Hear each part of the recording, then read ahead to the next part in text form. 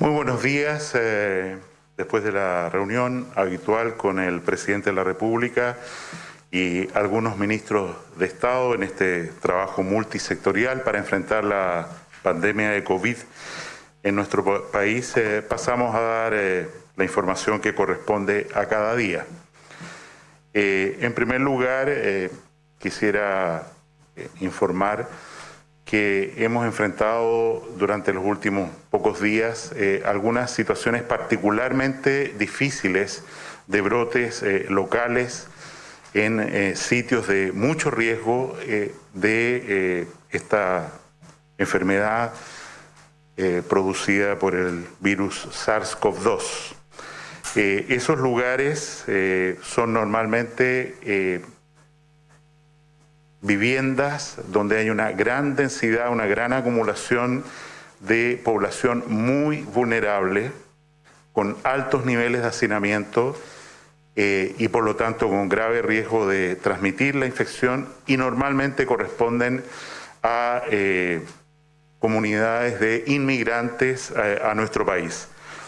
Y es así como en la comuna de Quilicura en particular, y también en la comuna de Estación Central, hemos tenido que desplegar operativos no fáciles, con mucha colaboración de otras agencias y otros sectores.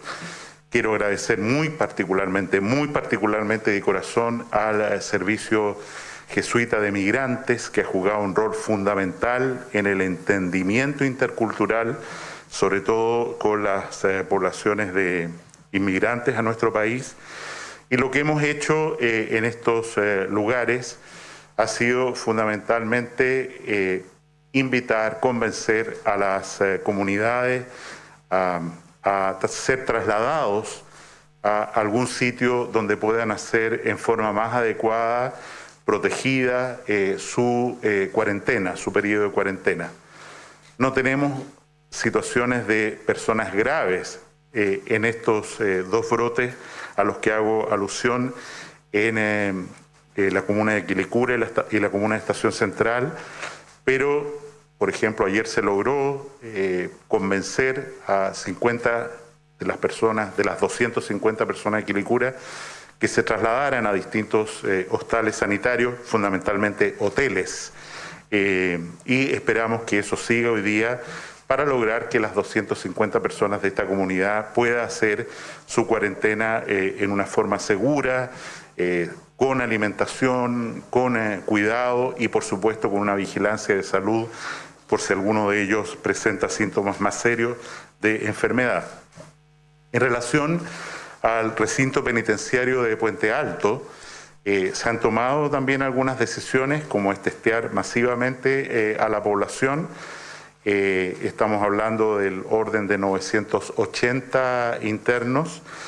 Ahí hay un total de 15 personas hospitalizadas, solo 2 graves, pero los acompañamos y creemos que van a andar bien, un interno y una persona de gendarmería.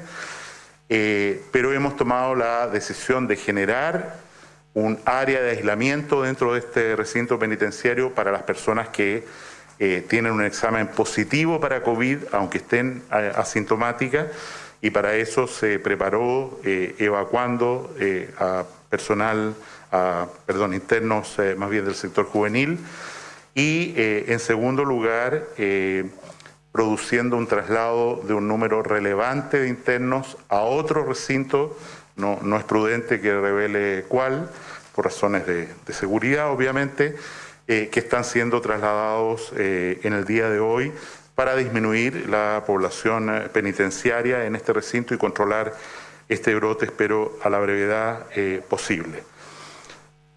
Lo otro que quiero comentar es que hoy día en la mañana, temprano, desde las 6:30 de la mañana, tuvimos una reunión de alto nivel con la Organización Mundial de la Salud, en la cual se pidió a 5 países en representación de sus respectivos continentes, presentar la situación de todo el continente, en nuestro caso toda América, incluida América del Norte, Central y Sudamérica, cuál es la situación de evolución del brote de coronavirus en el continente americano.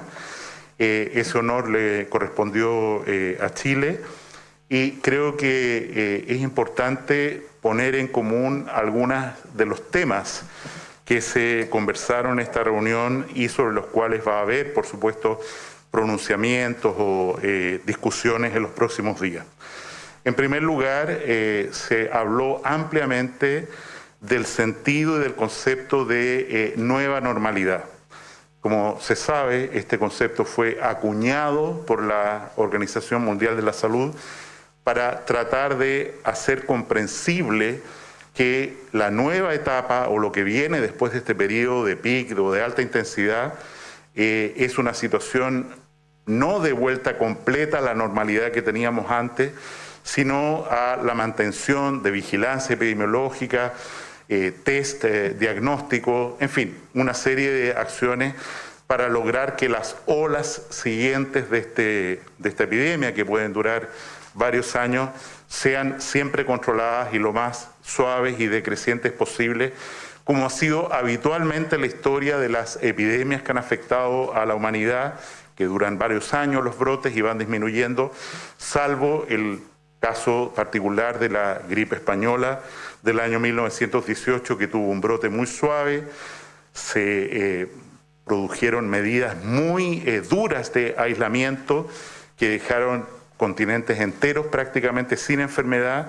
Después esas medidas se alivianaron y vino una segunda ola muy mortífera y es por eso, ¿no es cierto?, que los países buscan tener la mayor cantidad de inmunizados posible para precisamente lograr esta nueva normalidad con las maneras, los mecanismos que están discutiéndose a nivel de la Organización Mundial de la Salud.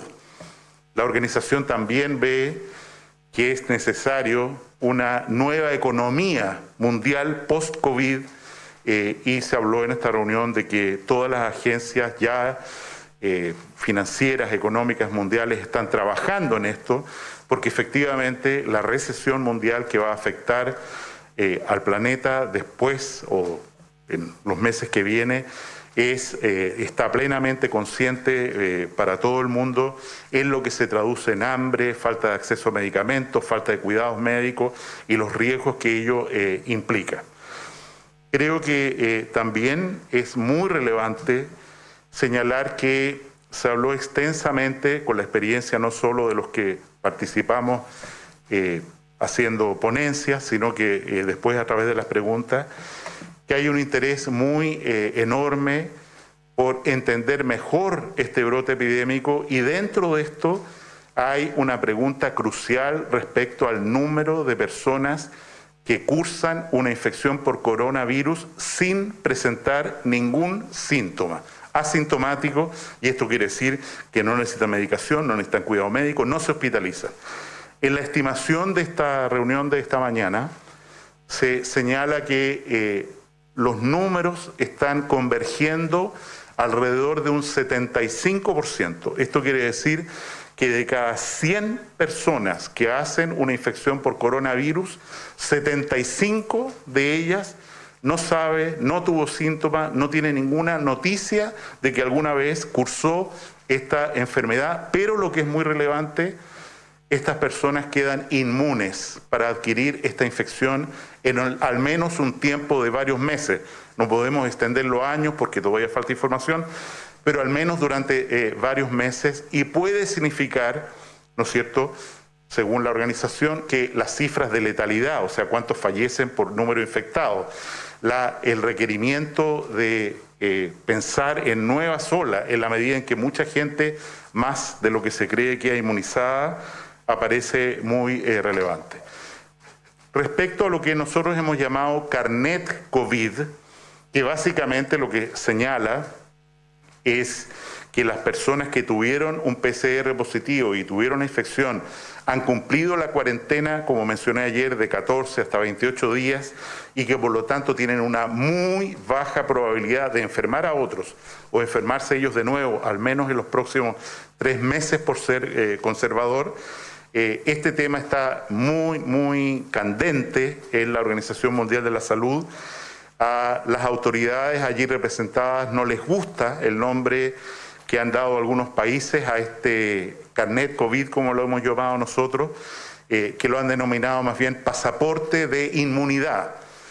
¿Por qué? Porque estiman que hacer una extrapolación a que la inmunidad es suficiente no les parece adecuado, les parece mucho más adecuado certificar que las personas cumplieron aislamiento, están ya de alta de su enfermedad, asimilando más al concepto de carnet de alta que de otra cosa, y también iba a haber un pronunciamiento hoy día en la tarde de la Organización Mundial de la Salud, también de nuestro comité de expertos, respecto al rol que juegan los exámenes de anticuerpos, porque nosotros sabemos que la persona que tuvo una enfermedad asintomática, hacerle un examen de PCR 14 días después de que estuvo en contacto con alguien va a ser siempre negativo, probablemente negativo, pero esa persona, si hizo la infección, va a tener anticuerpos en su sangre que dan un testimonio indesmentible de que estuvo en contacto y se enfermó o al menos levantó defensas contra el virus.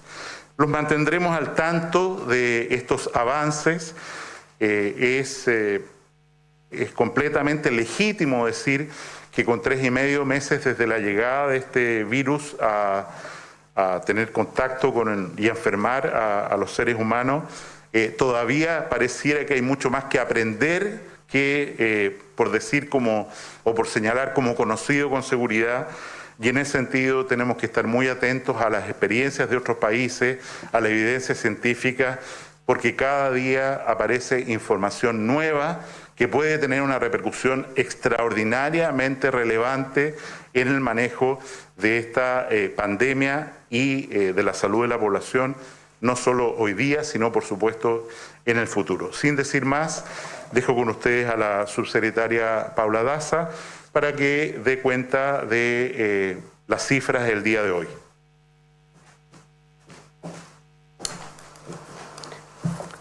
Muy buenos días. Antes de partir con las cifras, quiero recordar que hoy día tenemos comunas dentro de nuestro país que entran en cuarentena a partir del día de hoy, otras comunas que terminan su cuarentena y otras comunas que han mantenido su cuarentena. Las comunas que entraron el día de hoy en cuarentena en la región metropolitana, la comuna de Pedro Aguirre Cerda, la comuna de Quinta Normal y Independencia hacia el sur. En la región de Ñuble, las comunas que salen de cuarentena serían Chillán y Chillán Viejo. Por otro lado, se prorroga la cuarentena durante esta semana la comuna de Arica, la parte centro de Arica, también el sector norte de Ñuñoa, el sector norte de Santiago y el sector norte de San Bernardo. Puente Alto, el sector poniente, el bosque completo, la zona urbana de Temuco, de Osorno y de Punta Arenas. Todas estas comunas se mantendrían estas medidas por 7 días hasta la próxima semana. Antes de dar la cuenta, me quiero detener unos minutos para informarles y recordarles cómo es el análisis y por qué vamos tomando estas medidas semana a semana. Aquí tenemos un objetivo que es detener la propagación rápida del COVID-19 en nuestro país. Y es por eso que para poder evaluar, medir y saber cómo tomamos estas decisiones, es que se basan en evidencia científica, en la recomendación de expertos internacionales y expertos nacionales. Las variables que se usan son cómo han ido aumentando las últimas semanas los casos nuevos.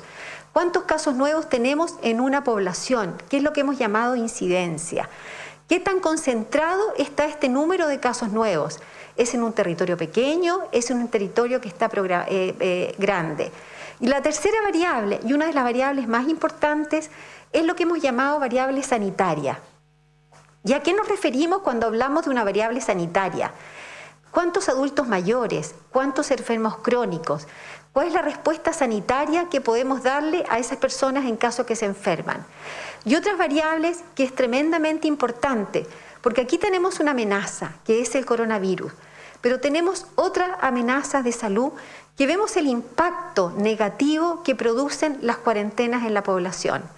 Y ahí estamos viendo los efectos en salud mental, estamos viendo la angustia, la ansiedad, estamos viendo los problemas de la toma de medicamentos y también la respuesta de otras enfermedades crónicas como la hipertensión, estamos viendo las enfermedades cardiovasculares, si las personas van o no a sus controles.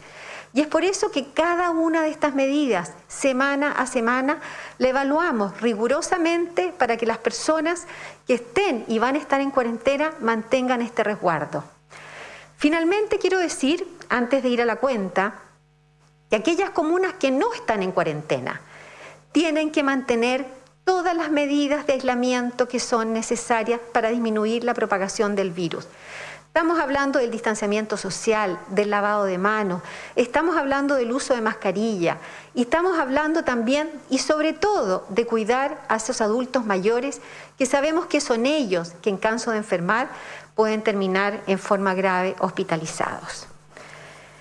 Con respecto a la cuenta en el día de hoy, quiero informar primero la información a nivel internacional.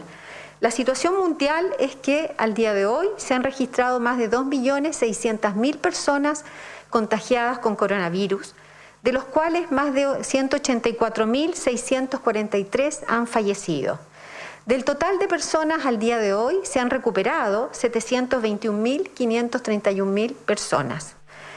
Con respecto a la situación de los países a nivel mundial, el país que tiene más casos confirmados sigue siendo los Estados Unidos, con 842.624 casos. En segundo lugar, España, con 213.000. En tercer lugar, Italia, con 187.000. Y Francia, con 147.000 casos confirmados. ¿Cómo es la situación en nuestra región, en Latinoamérica? La situación en Latinoamérica sigue siendo Brasil, que tiene 46.000 casos confirmados, de los cuales han fallecido 2.934 personas. Después México, con 10.544 y 970 fallecidos. Y Ecuador, con 10.850, con 537 fallecidos. Después tenemos a Perú, Colombia y Argentina. ¿Cuál es la situación de nuestro país? Como todos los días, informamos la situación de Chile a las 21 horas del día de ayer, los casos confirmados hasta las 21 horas del día anterior, durante 24 horas. La situación es la siguiente: se han registrado durante esas 24 horas 516 casos nuevos, lo que nos lleva a un total a la fecha de 11.812. Eso significa que a la fecha 5.804 personas se han recuperado, es decir, del total de casos confirmados se han recuperado un 49% de todos. Eso significa, como lo hemos dicho, que estas personas se encuentran en una etapa donde no son capaces de transmitir y tampoco son capaces de ser contagiados. Finalmente, quiero lamentar al día de ayer, a las 21 horas, el fallecimiento de 8 personas. Se han notificado 7 son de la región metropolitana, 1 de la región de los lagos, lo que nos lleva a un total de 168 personas fallecidas. De ellas, 5 de las personas que fallecieron en el día de ayer recibieron tratamiento proporcional. Quiero dejar al subsecretario de Redes Asistenciales, Arturo Zúñiga, para que continúe con la cuenta.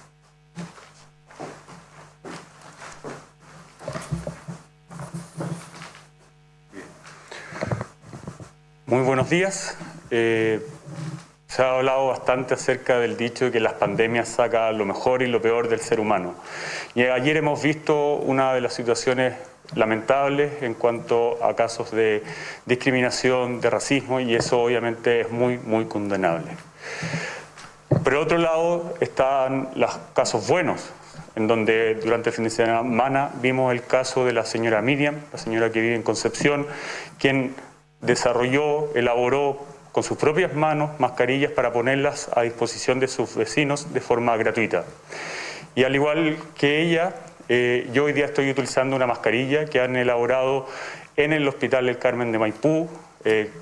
Los propios funcionarios han capacitado a vecinos de la comuna de Maipú y ellos han realizado mascarillas para poder entregar a los pacientes con el objetivo de cuidar también a nuestros funcionarios, que tal como lo he dicho en días anteriores, agradezco profundamente la labor que realizan día a día en cada uno de los hospitales y consultorios del país.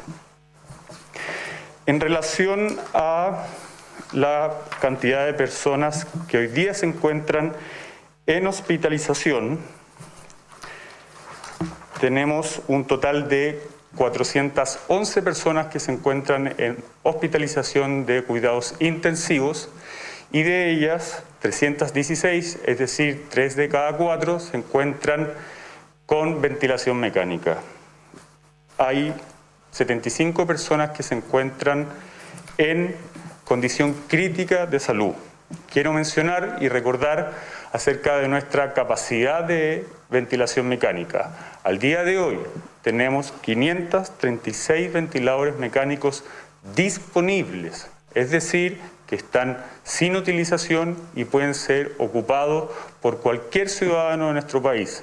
Hay que recordar que desde el Ministerio de Salud nosotros estamos comandando tanto el traslado de pacientes de un recinto a otro, como también el traslado de ventiladores desde un hospital a otro en caso de ser necesario.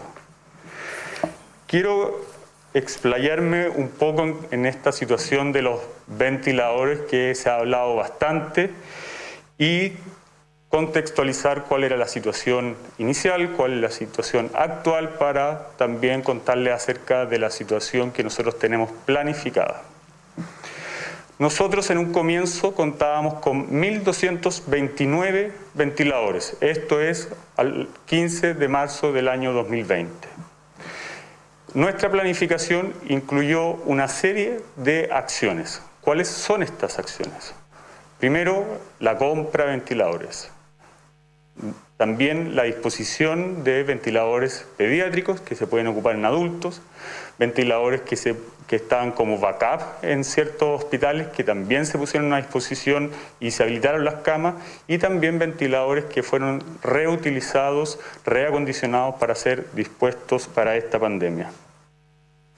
Al mismo tiempo, hemos establecido también con la Sociedad de Medicina Intensiva del país la posibilidad de poder ocupar más de un paciente con un solo ventilador. Esto se llama ventilación dual y eso también se está implementando. Al día de hoy tenemos, adicional a los 1.229, tenemos 94 nuevos ventiladores que han sido distribuidos en los distintos recintos del país. Tenemos 27 máquinas de anestesia que han sido reconvertidas para poder atender a pacientes en una cama intensivo, representando solo el 5% de la cantidad de máquinas anestesias que nosotros podemos reconvertir. Es decir, tenemos bastante espacio para seguir creciendo en esta reconversión de máquinas de anestesia. Y lo que comentaba recientemente de ventilaciones, de ventiladores pediátricos, de ventiladores que hemos reconvertido y que teníamos como respaldo en otras unidades, también han sido puestos a disposición de las unidades de cuidados intensivos de adultos, y esos suman 260. Son 4 los ventiladores que estamos ocupando de forma dual, totalizando 1.614 ventiladores mecánicos dispuestos, insisto, de los cuales tenemos 536 disponibles. Nuestro plan considera llegar a mediados de junio a 4.263 ventiladores. Se mantienen los 1.229 que inicialmente teníamos, agregamos 1.198 ventiladores que se están comprando, que se están donando por parte de privados, y se van a reconvertir 583 máquinas de anestesia y se van a disponer entre pediátricos, ventiladores que teníamos de respaldo y reacondicionados que habían sido dados de baja de último tiempo por 704. Además, tenemos la posibilidad de que ventiladores de alta gama, es decir, de modernos, de alta eficiencia, que puedan ser utilizados en más de un paciente, y eso agregan en 549 la capacidad de ventiladores mecánicos para todo el país, independiente si es en un prestador privado, como podría también ser en un hospital. Insisto, mediados de junio son un total de 4.263 ventiladores mecánicos que tendremos disponibles para la ciudadanía. En relación a la capacidad de testeo, el día de ayer se realizaron 6.425 exámenes de laboratorio por COVID-19 y hemos mantenido una tasa entre un 7 y un 8% de positividad, es decir, de la totalidad de los exámenes que realizamos, ¿cuántos de estos terminan siendo con coronavirus positivo? Y eso es una muestra de nuestra capacidad de testeo, es decir, de cada 100 personas que nosotros estamos testeando porque cumplen con algunos de los criterios que hemos definido para ser catalogado como casos sospechosos, solo 7 de estas personas terminan dando positivo, lo que da cuenta de que existe una capacidad instalada suficiente para poder seguir detectando cada uno de los casos que cumplen con esta condición de presentar síntomas. Y esta capacidad, nosotros tenemos la capacidad para poder seguir aumentándola. Es nuestra intención seguir aumentando esto. Al día de hoy, si bien estamos realizando entre 5.000 y 6.000 casos diariamente, nosotros hoy día podríamos realizar hasta 12.000.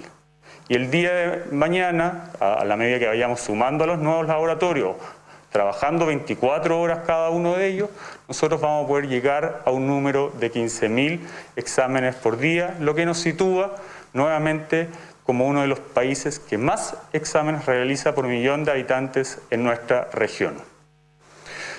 Quería terminar ofreciendo la palabra para poder responder sus preguntas. Buenos días. Consultar respecto a las diferentes opiniones desde el mundo gremial, el Colegio de Profesores, quienes están exigiendo que las clases puedan partir a partir del segundo semestre de este año, no en el mes de mayo, como ustedes están pidiendo. ¿Cómo logran ponerse de acuerdo con los diferentes gremios ante estas posibilidades que no están de acuerdo? Y también, ¿qué va a pasar con este trabajo de partir gradualmente los sectores rurales? ¿Se va a realizar o no así? Voy a ceder la palabra para contestar esa pregunta. Muchas gracias. Como hemos señalado y como lo describí respecto a la reunión de la Organización Mundial de la Salud, todos los países del orbe, incluso países que todavía no han alcanzado el pic de enfermos y tienen un alto número de casos nuevos y fallecidos todos los días, se están haciendo esta pregunta de cómo retornar gradualmente a una normalidad que yo le agregaría el adjetivo de segura.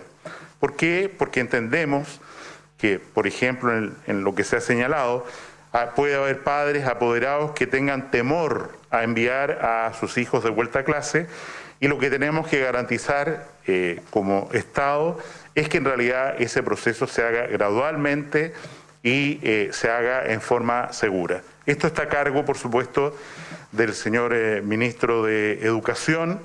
Él va a comunicar las formas concretas. A nosotros como salud nos corresponde más bien definir los criterios y garantizar que esos criterios de protección de la salud se cumplan, pero me parece necesario señalar dos cosas. Primero, cada día es más evidente que las cuarentenas estrictas, el mantener a niños, sobre todo vulnerables, en sus domicilios, trae efectos adversos y es algo que hay que poner en la balanza de esta decisión tan difícil de volver a de un retorno seguro a la nueva normalidad. Y en segundo lugar, insisto, yo creo que hay un diálogo muy fluido entre los sostenedores de los colegios municipales, vale decir los alcaldes, y la autoridad del Ministerio de Salud, y estamos seguros que van a llegar a un buen acuerdo, a un buen entendimiento de cómo avanzar en este proceso. Quiero enfatizar que es evidente que este proceso requiere hacerse lo más luego que se pueda, pero con seguridad y también con flexibilidad. Es muy distinto volver a clases en un gran recinto educacional con una matrícula superior a los 1.000 alumnos, que está en el medio de una localidad comuna con un alto número de casos, a hacerlo en una comuna rural o en una región donde prácticamente no hay casos, o una comuna donde no hay casos. Y eso está siendo tomado por las autoridades de educación para tomar el mejor calendario, en acuerdo, por supuesto, con los alcaldes. Sí, buenos días, ministro, subsecretarios. Ministro, ¿mantiene la postura de mantener las clases donde no hay contagiados? Y sobre lo mismo, sanitariamente, ¿cuáles son los criterios de seguridad que se pueden aplicar para volver a clases? Si nos puede adelantar esos delineamientos. Además, preguntarles por qué no se están realizando los 12.000 test diarios que nuestro sistema tiene capacidad. Respecto a la segunda parte de su pregunta, quiero recordar que nosotros desde enero nos preparamos para un escenario mucho más duro, difícil de lo que en realidad ha sido hasta la fecha, al menos. Y en ese contexto la misma pregunta es válida. ¿Cómo es posible que ustedes tengan el 40% de las camas de intensivo desocupadas? ¿Cómo es posible que no hagan todos los test? ¿Cómo es posible que no ocupen todos los respiradores? ¿Cómo tienen 520 respiradores desocupados? La respuesta es obvia, porque no se necesitan. Hasta aquí no se necesitan. Y estamos haciendo los exámenes de acuerdo a nuestros criterios, que ya, como señaló muy bien don Arturo Zúñiga, arrojan el PCR una tasa de positividad muy baja. Esto quiere decir que en realidad estamos testeando a muchas personas, incluso con sospechas ínfimas de que puedan tener un síntoma, y la mayoría de ellos, más del 90%, están dando negativo para PCR. Respecto a los criterios de educación o a las políticas de educación, tanto el Comité de Expertos de Epidemiología, que hizo un documento específico y público sobre esta materia, sobre cómo creía que era el retorno seguro a clase, y también los protocolos que el Ministerio de Salud le entrega a Educación, es el Ministerio de Educación, en conjunto, insisto, con los alcaldes, quienes tienen que tomar la mejor decisión y el mejor acuerdo para cada caso. Sí, ministro, y queda en el tintero si usted mantiene su postura de volver a clases en donde no hay casos. Eso está efectivamente en nuestro protocolo y en nuestro consejo, de que evidentemente en un lugar donde no hay casos o hay muy pocos casos, la incidencia en una comuna o región es muy pequeña, mantener a los niños en la escuela, sin la alimentación, en la casa, perdón, sin la alimentación a lo mejor adecuada, en barrios vulnerables, y aumentando, sobre todo para la población económicamente más deprivada, el margen, la brecha educacional, nos parece que es algo que hay que mirar, insisto, con mucho cuidado. Ministro, buenos días. Usted al principio de sus palabras se refería a los brotes locales en sitios de mucho riesgo. En esa línea, ¿está siendo efectiva la fiscalización de lugares con hacinamiento? Y porque hay personas que, debiendo hacer cuarentena, han sido sorprendidos infringiéndola en más de una ocasión. Y también en ese mismo sentido, ¿se podría ampliar el grupo objetivo de la campaña contra la influenza para que justamente estas personas que viven en precarias condiciones sanitarias estén finalmente más protegidas? En la reunión que sostuvimos esta mañana, la que hacía mención, a mí me impresionó enormemente lo que expuso la representante, la ministra de Salud de Suecia, en nombre de Europa, del continente europeo. ¿Y qué es lo que señalaba ella? A la pregunta, ¿ustedes dictaron cuarentena? No, nosotros no necesitamos eso. ¿Y ustedes han hecho bloqueo? No, nosotros no necesitamos eso. ¿Y por qué? Le preguntaron. Es muy fácil. Porque en Suecia la confianza en que las indicaciones que se da por la autoridad son buenas, no generan desconfianza en la población, son tan potentes que efectivamente nosotros no necesitamos recurrir a vigilancia. Cuando le decimos a la gente que se quede en su casa, Suecia, la gente se queda en su casa. El problema es que esa realidad de un país tan desarrollado culturalmente como Suecia no es homogénea.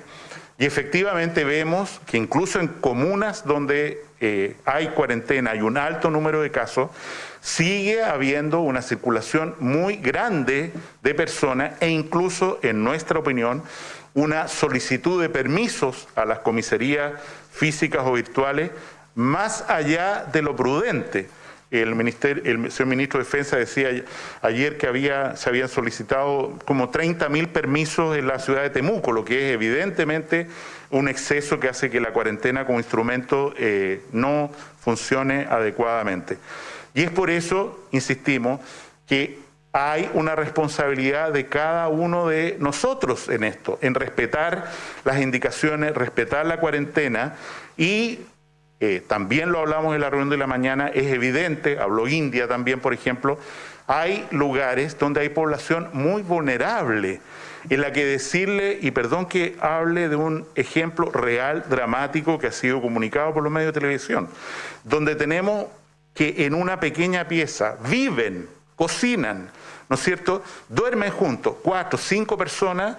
Evidentemente la medida ahí no es generar una cuarentena para que estén todos encerrados, sino trasladar a esas personas a lugares donde pueden hacer una cuarentena realmente protegida, vigilada, con alimentación, con protección del frío, que es lo que se está haciendo en cada uno de estos lugares, ya a través de la Seremi, y agradecemos enormemente el apoyo que los alcaldes puedan darnos en esta materia. Estamos vigilando cada uno de los lugares, que son miles a lo largo del territorio nacional, y por eso solicitamos respetuosamente la ayuda de los municipios para poder identificar mejor situaciones de alta vulnerabilidad, para poder actuar en la misma manera que lo hemos hecho para las comunas que he mencionado de Quilicura y Estación Central. ¿Podrían actualizar la cifra de los funcionarios contagiados y contarnos cómo se va a dar el reemplazo de los funcionarios de salud, del personal, y si es que ha sido necesario ya, y si hay un plan o plazos, por ejemplo, para incorporar a médicos que no cuentan con el EUNACOM, si eso está considerado? Y adicionalmente, ministro, quería saber si mantiene el respaldo como autoridad sanitaria para la reapertura de los centros comerciales, considerando que hoy también debiera haber noticia en esa materia. Respecto a funcionarios de salud contagiados, y que están en periodo, por lo tanto, de cuarentena, tenemos alrededor de 720 personas contagiadas en cuarentena, muy pocos de ellos afortunadamente hospitalizados. Mantenemos una funcionaria de atención primaria en una situación bastante delicada y grave. Afortunadamente también hay personas, trabajadores de la salud, que con mucha responsabilidad han terminado su cuarentena y están volviendo a sus trabajos. Desde el punto de vista de la demanda por servicios de hospitalización o de atención, y ya se refirió colateralmente a ello la subsecretaria Daza, nosotros estamos enfrentando una situación sin precedentes, y es que la demanda por servicios de salud que no tienen que ver con COVID prácticamente se ha derrumbado. Esto quiero decir, la gente no está yendo a los servicios de urgencia, no está yendo a sus controles de niños sanos, no está yendo a sus controles de atención prenatal, y en la paradoja que nos ocurre es que, teniendo una pandemia por delante que ha requerido todavía un trabajo relativamente discreto en términos de hospitales, el trabajo habitual de demanda de salud por otras atenciones, y esto hay que mirarlo como un efecto adverso, porque es evidente que todas estas personas que no se están controlando adecuadamente su diabetes, su hipertensión, su depresión, para qué hablar de su embarazo, son una dificultad, por no hablar de una bomba de tiempo, que estamos acumulando para complicaciones y demandas futuras de los próximos meses, cuando estas personas digamos, vuelvan a una situación más normal.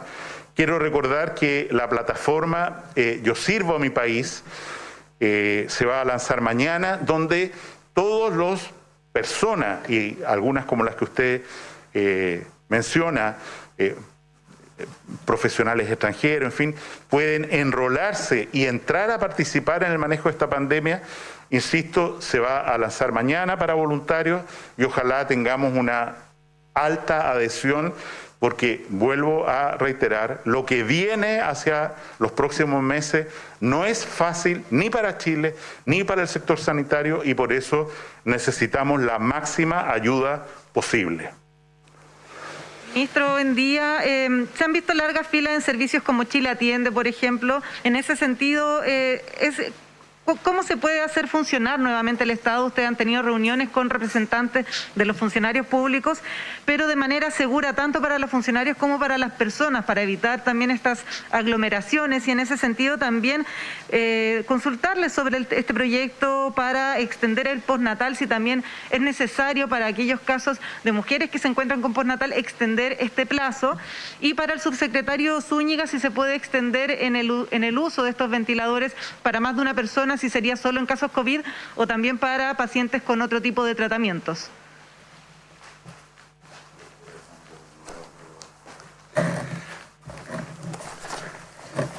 En relación a los ventiladores, como lo mencioné, situación inicial, 1.229 ventiladores, y la situación que nosotros pensamos tener para el día 15 de junio es de 4.263 ventiladores. Ese es el trabajo que realizamos diariamente para llegar a ese número y obviamente poder atender de buena forma a la ciudadanía en caso de que esto se requiera. Como ustedes pueden darse cuenta, hoy tenemos una disponibilidad de 540 ventiladores y eso va a ir aumentando en la medida que vayamos adecuando los ventiladores pediátricos, las máquinas de anestesia, sacando los que habíamos dado de baja hace poco tiempo y obviamente también adicionando los que vengan a partir de donaciones o de compras que hemos realizado.